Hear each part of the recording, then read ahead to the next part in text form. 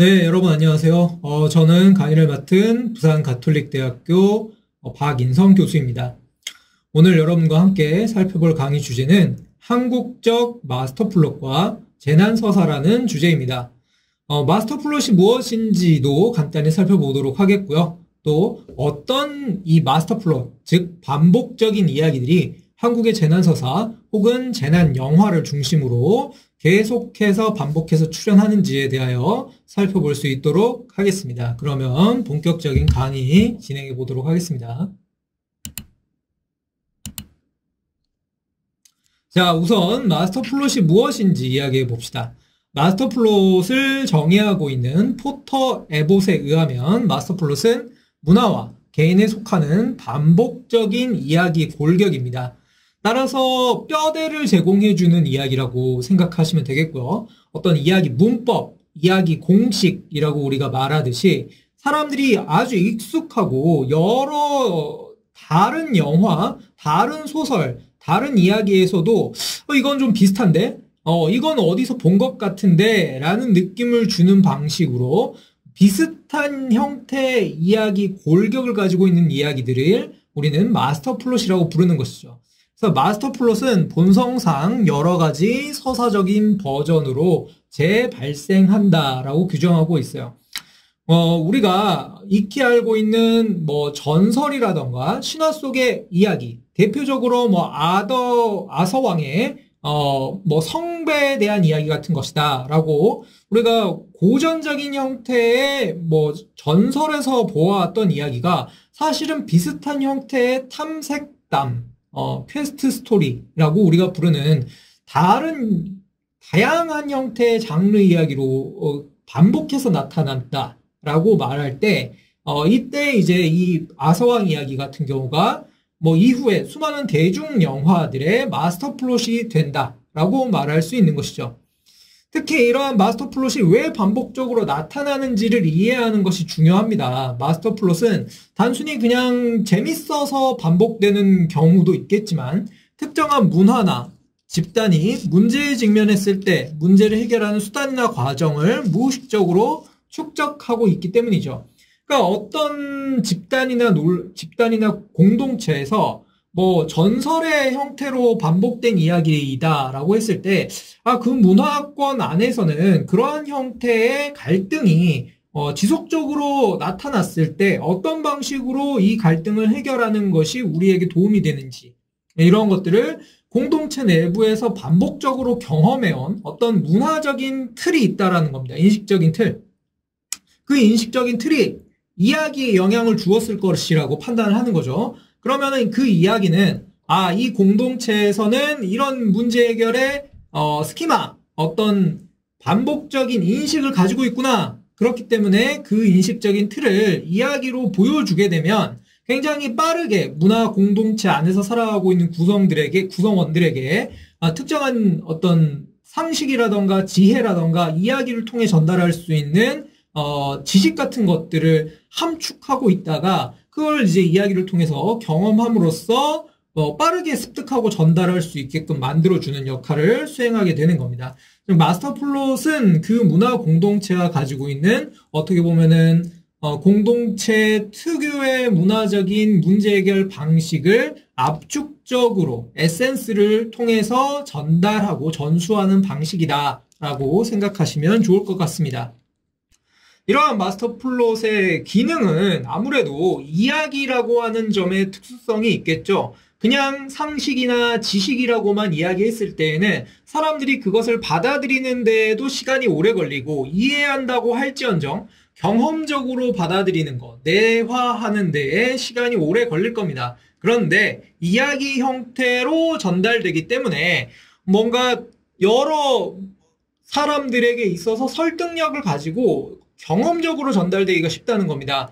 특히 사람들이 자기가 살아가고 있는 세계가 복잡하고 어렵다고 느낄 때 그러한 것들을 조금 더 이해하기 쉬운 방식으로 전달해 주는 것, 이것이 기본적으로 마스터플롯이 하는 일이죠. 그래서 마스터플롯은 사람들이 세계를 해석하기 위한 인식적인 도구처럼 활용하는 이야기 형식이다. 이렇게 받아들이면 쉽게 이해할 수 있습니다. 세상은 이런 거였어. 이런 방식으로 문제가 발생하는구나. 사람 사는 세상에 문제는 이런 것들이 많구나. 그러면 이런 것들을 지혜롭게 해결하는 방법은, 과거의 선조들의 이야기를 보아하니 이런 방법들이 우리 공동체에는 조금 더 유효하고 현명한 방법이구나라는 것들을 이해하게 되는 것이죠. 그러다 보니까 공동체가 문제 해결을 할 때 있어서 이야기를 통해서 시뮬레이션하는 결과값들을 얻어내기가 쉽다는 겁니다.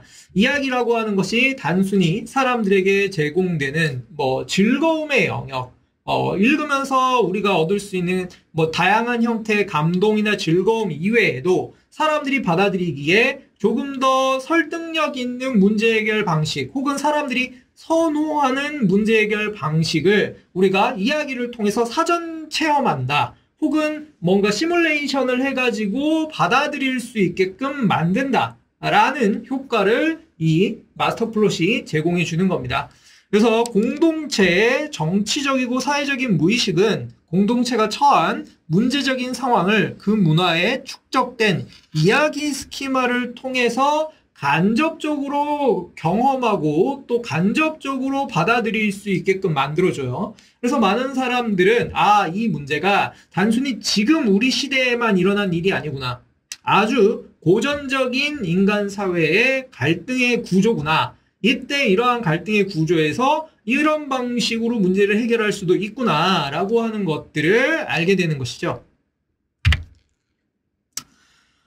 이러한 마스터 플롯의 어떻게 보면은 사회적인 기능, 정치적인 기능이라고 하는 것들은 오늘날 서사를 즐기는, 이야기라고 하는 것들을 즐기는 많은 사람들에게 사실은 의도했든 의도하지 않았던 영향력들을 발휘하고 있습니다. 그러다 보니까 동시대적인 이슈를 받아들이고 해석하고 경험하기 위하여 많은 마스터 플롯들이 공존하고 있는 세상인데요. 그런 마스터 플롯 중에서도 오늘 이야기해 보려고 하는 것은 재난서사와 관련된 것입니다. 이 재난서사라고 하는 것이 말 그대로 예전 같은 경우에는 자연재해 같은 굉장히 스펙터클하고 강력하고 인간의 힘으로는 도저히 어떻게 극복하기 어려운 방식의 재난들을 다루는 경우가 많았다면 오늘 이야기하려고 하는 재난 서사들 같은 경우에는 그러한 어떻게 보면 고전적이고 자연재해와 관련되어 있었던 재난 서사에 대한 이해가 뭔가 변형되어서 오늘날을 살아가는 많은 사람들에게 재난이라고 하는 인식을 새롭게 만들어주는 이야기다라고 생각하시면 쉬울 것 같은데요. 재난 서사는 그만큼 어떻게 보면 특수한 이야기라기보다는 많은 사람들에게 있어서 보편적인 이야기, 그동안 우리가 살아오면서 공동체에 반복적으로 발생했던 문제의 한 가지 형식이고 그러한 문제를 해결하기 위한 문제 해결이 재난서사라고 하는 어떻게 보면은 가상적인 경험, 간접적인 경험을 통해서 시뮬레이션 되는 것, 어떻게 재난에 대하여 우리는 문제 해결을 수행할 수 있는가를 경험하는 방식으로서 마스터 플롯화 되어 왔다. 이렇게 말할 수 있겠죠. 특히 오늘날은 울리백 같은 사람들이 이야기하는 글로벌 위험 사회입니다. 그러다 보니까 재난이라고 하는 것이 굉장히 전 세계적으로 퍼져 있고요. 이건 경제적 재난이든지 아니면은 국가적인 재난이든지 아니면 최근에 있었던 코로나 팬데믹과 같은 형태의 뭔가 초국가적이고 감당하기 어렵고 뭔가 통제할 수 없는 방식으로 벌어지는 굉장히 다방면에 얽혀있고 복합적인 재난의 형태라고 말할 수 있겠습니다. 자, 그러다 보니까 이제 재난이라고 하는 것이 과거에는 자연재해니, 인공재해니라고 하는 이분법으로서 이해가 되어 왔다면 오늘날에는 굉장히 복합적이고 돌발적인 형태를 띠고 있다는 것이죠. 재난이라고 하는 것 자체를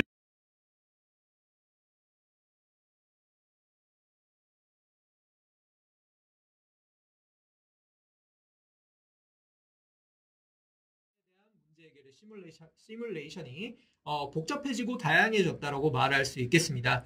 어쨌거나 핵심은 이것입니다. 재난서사는 그만큼 많은 사람들에게 지금 경험되고 있는 반복적인 마스터 플롯이고 그것이 존재하는 이유는 재난에 대한 관리 실패에 대한 예행 연습을 하기 위한 공동체 내부의 사람들의 어떠한 이야기에 대한 선호가 있기 때문이라는 것이죠. 만약에 재난관리가 실패했을 때는 어떤 일이 벌어질까? 그런 상황에서 나 개인이서 살아남는다라고 하는 건 쉽지 않은 일인데 어떤 방식으로 대비해야 할까? 어떻게 우리 공동체는 그런 것들을 대비하고 있을까? 만약 국가가 재난관리에 실패한다면 만약 그 국가의 국민들은 어떤 방식으로 살아남아야 할 것인가? 라고 하는 굉장히 무거운 주제죠. 이 무거운 주제를 사람들에게 받아들이기 쉬운 방식의 이야기 형태로 제공해 주는 것이 바로 오늘날의 재난서사라고 말할 수 있겠습니다. 특히 재난서사가 이렇게 묵직하고 무거운 주제를 다루고 있지만 사람들이 그것들을 경험하는 방식은 대중문화 안에서의 재난 영화인 경우가 많단 말이에요. 이 재난 영화들을 여러분들이 보시면 아시겠지만 뭔가 굉장히 인간미를 자극하기도 하고 어떻게 보면 자연에 대한 공포라든가 재난에 대한 공포를 자극하기도 하는데 그럼에도 불구하고 그것을 극복해 나가는 어떤 사람들에 대한 우리가 느낄 수 있는 이 짠함과 보편적인 공감대와 그리고 재난 극복으로부터 발생하는 어떻게 보면 인간의 존엄성에 대한 이해 같은 것들 혹은 인간이 가지고 있는 어떤 문제 해결 능력 같은 것들을 확인할 수 있는 굉장히 중요한 한 가지의 시뮬레이션이라고 말할 수 있습니다. 그래서 이 대중문화는 마스터 플롯이 제공하는 재난에 대한 예행 연습을 다양하게 변주하게 되는 것이죠. 저는 당연히 모든 형태의 재난서사, 특히 어떤 마스터 플롯이라고 하는 것이 국가와 상관없이 혹은 로컬리티와 상관없이 보편적이라고 생각하지는 않습니다. 비슷한 형태의 재난서사가 나타나더라도 그 어떤 이야기를 받아들이고 생산하고 소비하는 특정한 지역성, 특히 우리가 이제 로컬리티라고 부르는 이 영역에 따라서는 굉장히 다양한 방식의 이야기가 발생하고 또 소비된단 말이에요. 특히 한국, 일본, 미국, 일본 같은 경우는 서로 굉장히 이제 비슷한 형태의 이야기 장르들을 즐기고 있는데도 불구하고 그 세부적인 이야기 논리를 살펴보게 되면 굉장히 다른 나라이고 다른 특징들을 가지고 있다는 사실들을 이해할 수 있습니다. 무엇보다도 이제 국가적인 재난이 발생했을 때 그것에 대하여 어떻게 국가가 대응하고 해결하느냐와 관련된 질문들을 던졌을 때 이것들이 좀 크게 차별성을 드러낸다고 말할 수 있겠는데요. 무엇보다도 한국적인 재난서사의 특징은 조금 독특한 편이라고 말할 수 있습니다. 왜냐? 국가의 문제 해결이 제대로 작동하지 않는 이야기들이 많아요. 국가가 오히려 재난 상태로부터 실종되어 버리는 것, 공권력을 통해서 문제를 해결하지 못하고 따라서 개인에게 그 책임이 전가되어서 사람들이 재난 상황으로부터 살아남아야 되는 경우들이 굉장히 빈번하게 나타난다는 거죠. 그러다 보니까 서사의 주인공들도 가족이 되거나 혹은 유사 가족과 비슷한 어떠한 형태의 끈끈한 정을 가지고 있는 사람들이 많이 등장합니다. 시련을 극복하는 방법도 그러다 보니까 이 혈연으로 이루어져 있거나 혹은 이 재난 상황으로부터 내팽겨쳐진 사람들, 버려진 사람들이 어떻게 보면은 서로 간의 끈끈함을 통해서 이 시련을 극복해 나가는 이야기가 중심이 되겠습니다. 무법적인 상황이 존재하고 거기에서 생존해야 한다라고 하는 생존에 대한 어떻게 보면 강박 같은 것들이 한국적인 재난서사에서는 많이 등장하는 거죠. 그러다 보니까 한국의 이야기에서는 뭔가 최선을 다했지만 모두가 해피엔딩을 맞는 이야기는 흔하지 않은 것 같습니다. 어느 정도의 비극적인 실패가 예정되어 있거나 소수의 어떤 희생을 거치고 나서 그럼에도 불구하고 살아남은 사람들의 이야기가 펼쳐지게 되는 것이죠. 그러다 보니까 다소 이 결말의 방식도 절충적이거나 비극적인 면이 있다고 말할 수 있겠습니다.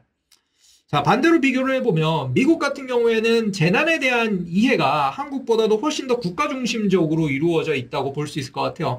그러다 보니까 재난이 발생했을 때 다소간 국가가 모든 상황을 컨트롤할 수 없다고 하더라도 소수의 전문가, 스페셜리스트들, 그리고 영웅들에게 이 문제 해결을 위임하거나 아니면은 외주를 준다고 표현을 하죠. 그 사람들에게 맡기는 거죠. 전문가들 너네가 해결해 라고 하는 방식으로 국가가 전체적으로는 상황을 컨트롤하지만 소수의 전문가들에게 이야기의 중심이 될 수 있도록 만들어주는 이야기 전개 방식이 미국적인 재난서사 혹은 재난을 기반으로 하고 있는 다양한 장르 이야기의 중심이 됩니다. 그러다 보니까 여러분들이 오늘날 즐기고 있는 슈퍼히어로물이라던가 아니면은 초국가적인 재난을 다루고 있는 그러한 형태의 위기에 대하여 예방하는 방식으로 뭐 발생하는 스파이물이라던가 첩보물이라던가 액션물 이런 것들을 다 보시면은 주인공들이 히어로, 애국자, 전문적인 특수요원들로 이루어져 있는 경우들을 많이 보게 되는 겁니다. 그러다 보니까 이 전문가 집단의 능력을 국가가 인정을 해주고 초법적인 특권과 그 사람들이 문제를 해결하는 과정에서 발생할 수 있는 여러 가지 문제들을 국가가 감당해주고 대신 해결해주거나 하는 방식으로 이야기가 굴러가게 되는 거죠. 그렇게 되었을 때 다소간의 희생이 있다고 하더라도 이때의 희생은 약간 한국적인 이야기에서 발생하는 비극적인 희생이라기보다는 어느 정도 국가에 의해서 애도되고 또 승인되고 많은 사람들이 인정해주는 방식의 이야기가 많다고 말할 수 있겠습니다. 이런 것들은 어떻게 보면 고전적인 아메리칸 드림을 어느 정도 반영하고 있는 이야기의 패턴일 텐데요. 왜냐하면 이제 미국 같은 경우에는 아메리칸 드림이 흔히 말해주듯이 뭔가 이 공동체 안에 온전하게 포함되지 못한 사람이라고 하더라도 공동체를 위해서 최선을 다해서 노력하고 희생하고 했다면 그 사람들은 이제 너는 우리와 동등한 미국 시민이야 라고 하는 것들을 인정해주는 이런 방식의 아메리칸 드림에 대한 고전적인 환상들이 남아있기 때문입니다.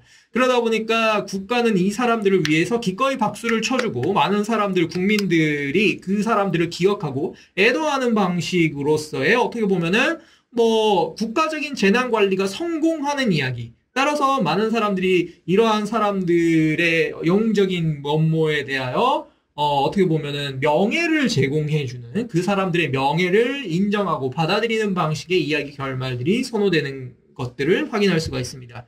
반대로 일본 같은 경우는요, 상대적으로 조금 더 국가적인 통제나 관료적인 대응이 강조되는 이야기들을 우리가 확인해 볼 수가 있습니다. 이건 일본이 여러분들이 잘 알고 있듯이 재난 상황이 굉장히 빈번한 나라이기도 하면서 매뉴얼 중심으로 문제를 해결하려고 하는 일본 내부에 강한 시스템 중심주의가 있기 때문이죠. 그러다 보니까 이제 신 고지라 같은 영화, 안노 히데아키 감독이 2016년 영화인가요? 이 신 고지라 같은 영화도 보시면은 뭔가 특별한 주인공이 정해져 있다라기보다는 전체적으로 이 시스템 자체가 영화의 주인공이라고 하는 아주 흥미로운 현상을 제공을 해줘요. 그러다 보니까 국가가 이제 전체적으로 시스템을 만들고 가동시키고 관료적으로 문제를 해결하려고 하는 접근 방식을 시도합니다. 당연히 이 관료주의에는 함정이 있죠. 왜냐면 문제에 대한 의사결정이 너무 늦어지고 때문에 이 고지라의 상륙을 효과적으로 막지 못하고 희생자가 늘어나는 이상한 자기 발목을 잡는 경우들이 생겨나기는 하지만 그럼에도 불구하고 이 공직자들이나 그리고 국가에 의해서 어떻게 보면은 소집된 개성적인 오타쿠 집단들 뭔가 기존에는 사회성이 떨어져서 사회 전체적인 어떤 이 분위기에 합류하지 못했던 사람들이 자기 능력을 발휘할 수 있게끔 하는 사회적인 시스템이 구성되는 거죠. 이 예외적인 재난 상황 속에서. 그래서 이 사람들의 능력을 최대한 활용해가지고 어디까지나 국가의 테두리 안에서 국가의 어떤 문제 해결 시스템 안에서 문제를 해결하는 것을 보여주는 게 신 고지라와 같은 영화입니다. 이 영화의 마지막에 등장하는 고지라를 어떻게 보면 이제 동결시킨다고 하죠. 완전히 얼려서 제거할 수는 없으니까 후쿠시마 원전 사태에 어떻게 보면 은유라고 말할 수 있을 것 같아요. 이 고지라는. 그래서 이 고지라를 얼려서 어떻게 해서든지 간에 이 고지라와 함께 살아갈 수밖에 없다는 결론으로 이 영화는 결말을 짓게 되는데 그때 고지라를 동결시키는 모든 작전들이 수행되는 방식을 보면 굉장히 어떻게 보면 시스템적이고 건축물을 짓는 것 같은 그런 일사불란한 국가의 어떤 재난 통제 능력 같은 것들을 보여줍니다. 이런 것들은 어떻게 보면은 굉장히 보상적인 이야기라고 볼 수 있겠죠. 실제로 일본이 그렇게 하지 못했기 때문에 도호쿠 대지진과 후쿠시마 원전 사건에서 실제로 일본이 대응하지 못했던 어떻게 보면은 국가의 재난관리 시스템이 영화라고 하는 어떻게 보면 가상적이고 허구적인 이야기에서나마 보상적인 결말을 제공해주는 방식으로 이루어지고 있다라고 생각을 하시면 될 것 같습니다. 그러다 보니까 여기서는 오히려 미래에 대한 전망이라던가 국가의 재건과 같은 것들이 결말 안에서 두드러지게 되는 이야기가 되는 것입니다. 자, 이렇게만 비교를 했을 때에도 굉장히 이제 대중문화가 발전한 나라들이죠. 한국, 미국, 일본 같은 경우에는. 그런데 똑같은 방식의 재난에 대한 이야기가 들어온다고 하더라도 그 마스터 플롯이라고 하는 것이 로컬리티나 그 국가의 사람들의 선호에 의해서 변형되어서 굉장히 다른 이야기가 된다라는 것들을 지금 확인할 수 있었습니다. 자, 기본적으로 한국의 재난서사에 대하여 조금 더 이야기를 해보겠습니다. 한국 같은 경우에는 왜 이렇게까지 경쟁과 생존에 대한 문제로서 재난서사를 받아들이게 되는가라는 질문인데요. 이 질문에 대한 응답은 아무래도 이 재난서사들이 2000년대부터 해가지고 2010년대까지 쭉 어떻게 보면은 대중적인 인기를 끌고 천만 관객 영화들을 보시면은 상당수가 재난서사라는 것들을 확인하실 수가 있습니다. 뭐 해운대부터 시작해가지고 괴물이라던가 부산행이라던가 뭐 이런 영화들이 대부분 다 어떻게 보면은 재난 영화의 범주에 들어가겠죠. 그런데 거기에서 중요하게 다루어지는 이야기의 패턴을 보게 되면 주로 국가는 문제를 해결하지 못하고 국민들은 재난 상태에 어떻게 보면은 무방비로 놓여지게 되고 거기에서부터 살아남아야 한다라고 하는 강박관념이 주인공들을 움직이게 되는 이야기라는 거죠. 그러니까 이런 이야기가 자극된 것은 아무래도 IMF를 기점으로 이야기할 수 있습니다. 국가적인 재난의 다양성이 뭔가 민초들에 의한 국난 극복이라고 하는 한국 사람들이 기존에 가지고 있었던 마스터 플롯을 활성화하고 내면화한 것이죠. 이러한 것들은 어떻게 보면은 임진왜란 당시의 의병서사와 같은 겁니다. 국가가 문제를 해결하지 못하니 백성들이 나서서 문제를 해결하자와 같은 이야기 패턴인 거죠. 그러다 보니까 IMF 당시에 금모으기 운동 같은 거, 뭔가 국가가 문제를 해결하지 못했으니 국민들이 발벗고 나서서 문제를 해결하자라고 하는 어떻게 보면 이 희생적인 태도가 상대적으로 어떻게 보면 이제 미덕이 되어서 문제를 해결할 수 있었던 시대가 IMF까지였다고 이야기한다면 이런 어떤 국난 극복이 일어났음에도 불구하고 이제 2000년대부터는 훨씬 더 가혹한 현실이 기다리고 있는 겁니다. 우리가 흔히 이야기하는 신자유주의 국가 자본주의 체제 안에서 사람들이 완전히 무한 경쟁에 내몰리게 되고 이 무한 경쟁의 현실 속에서 살아남기 위하여 불가피하게 경쟁을 해야만 하는 이러한 현실이 만들어진과 동시에 재난사사가 훨씬 더 우리에게 보편적인 설득력을 가지기 시작했다라는 것이죠. 이렇게 생각을 해보시면 포스트 IMF 시대, IMF 이후 시대에 등장한 천만관객 영화들에서 국가는 점점 더 희미해집니다. 문제 해결을 하지 못하고 많은 사람들에게 있어서 재난이라고 하는 것들은 자연화되거나 질병화되어서 보편적인 형태의 일상의 영역으로까지 밀고 들어오게 되는 것이죠. 그러다 보니까 사람들이 느끼게 되는 이 재난에 대한 문제 해결의 방식이 개인에게 위임되면서 야 어떻게든 해봐 너네가 알아서 살아남아 봐 라고 하는 방식의 이야기가 되어버리는 경우가 바로 이러한 재난서사의 특수성이라고 말할 수 있겠습니다. 한국은 훨씬 더 이러한 재난서사에 대하여 강렬하게 경험해왔고 덕분에 사람들로 하여금 그 재난서사에 대한 트리거를 건드려주면서 이 문제 해결에 대하여 시뮬레이션을 하게 되는 이야기들이 발생하는 것이죠. 이때 우리나라 이야기에서는 가족이라고 하는 사람들이 일종의 문제 해결을 위한 자경단으로서 출연하게 되는 특수성을 가지게 됩니다. 자경단이라고 하면 어떻게 보면은 상황을 해결하기 위하여 급조된 민병대 같은 존재들이죠. 특히 봉준호 감독의 영화 괴물을 생각해 보시면 이해하기가 쉬울 겁니다.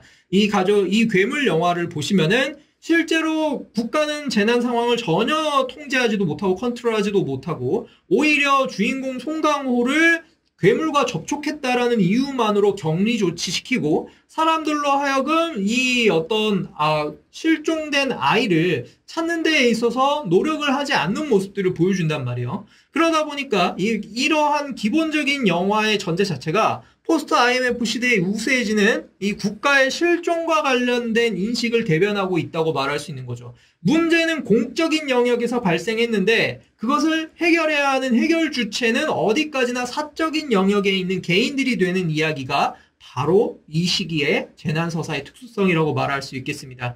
일종의 무정부 상태가 도래하면서 재난에 맞서는 주체는 다시금 가족이 되는 거죠. 뭔가 끈끈한 사람들을 불러 모아서 어떻게 해서든지 간에 이 문제를 해결해 보자라는 태도를 취하게 됩니다. 이게 한국과 아까 이야기했던 미국의 재난서사의 가장 큰 특징이죠. 미국에서는 위기에 처한 사람들이 어벤져스 어셈블을 외치지만 한국에서는 어벤져스 어셈블이 아니라 가족 어셈블을 외치게 되는 상황이 발생하는 이러한 이야기 패턴들이 자주 나타나게 되는 겁니다. 그러다 보니까 2000년대 이후에는 국가가 뭔가 책임져 주거나 안전을 보장해 주지 못하는 상황에서 흩어진 가족들이 다시금 모이게 되는 이러한 새로운 형태의 가족들 혹은 유사 가족의 형태들이 이야기 중심으로 들어오게 되는 경우들을 보여주게 됩니다. 자경단 서사라고 하는 말은 여러분들이 헐리우드 서부극에서나 볼 수 있는 이야기의 패턴입니다. 사실은 문제를 해결하기 위하여 민간의 어떻게 보면은 공권력이 아니라 민간 차원에서 문제를 해결하기 위해 주인공이 어떻게 보면 외부에서 온 총잡이여서 마을을 불법적으로 지배하고 있는 악당의 세력들과 맞서 싸워서 승리한다라고 하는 보편적인 이야기 패턴을 가지고 있는 게 바로 이 헐리우드 서부극의 자경단 서사라고 말할 수 있을 텐데요. 이러한 이야기가 어떻게 보면 굉장히 한국적인 영역으로 들어왔을 때에는 개성적인 방식으로 발전을 하는 거죠. 그래서 문제 해결의 시나리오는 보편적이지만 각각의 선호에 따라서 굉장히 다른 이야기 구조를 가지게 되는 거. 특히 한국 같은 경우에는 가족이 이러한 자경단의 역할을 떠맡게 되는 경우들이 많고, 동시에 그러다 보니까 미국에서의 이 자경단 서사처럼 깔끔하게 문제 해결이 이루어지지 않고 오히려 문제가 절충적으로 발생하거나 아니면은 절충적으로 해결되거나 다소간의 희생을 겪어야만 하는 상황들이 발생하게 됩니다. 이거는 어떻게 보면 공권력에 의해서 모든 사람들이 보호되지 못한다는 데에서 오게 되는 강렬한 현실 인식, 그리고 그러한 것들을 해결하기 위하여 그동안 우리가 실제로 역사적인 차원에서든 사회적인 차원에서든 민간의 희생을 요구하고 강요해 왔다라고 하는 이 역사적인 스키마에서부터 비롯된 이야기 패턴이라고 말할 수 있겠습니다. 자, 오늘 강의는 여기까지 살펴봤는데요. 지금 앞에서 말씀을 드렸던 내용들 잘 복기를 해보시면서 마스터 플롯이라고 하는 개념, 그리고 그 대표적인 한 가지 사례로서 재난서사라고 하는 것이 어떻게 한국적인 이야기로서 발돋움할 수 있었는가, 그 과정에서는 한국의 로컬리티라고 하는 것들이 다른 나라의 로컬리티와 비교했을 때 어떻게 재난을 받아들이고 해결하려고 노력해 왔는지에 대한 어떻게 보면 이 특수성과 관련해서 생각해 보는 것이 좋다라고 하는 요약이 될 수 있을 것 같습니다. 긴 강의 내용 들어주셔서 감사드리고요. 이 내용 같은 경우에 굉장히 다양한 방식으로 확장이 가능한 내용이거든요. 여러분들이 반드시 재난서사라고 하는 것만이 아니더라도 한국적인 이야기, 흔히 한이 많은 민족으로서 굉장히 국가 중심의 문제 해결보다는 사적인 문제 해결을 강요받아온 한국적인 상황에 어울리는 이 대중적 이야기 패턴, 마스터 플롯이 다양하게 존재할 수 있다는 사실들을 환기하면서 오늘 강의 마무리할 수 있도록 하겠습니다. 자, 강의 들어주셔서 감사합니다.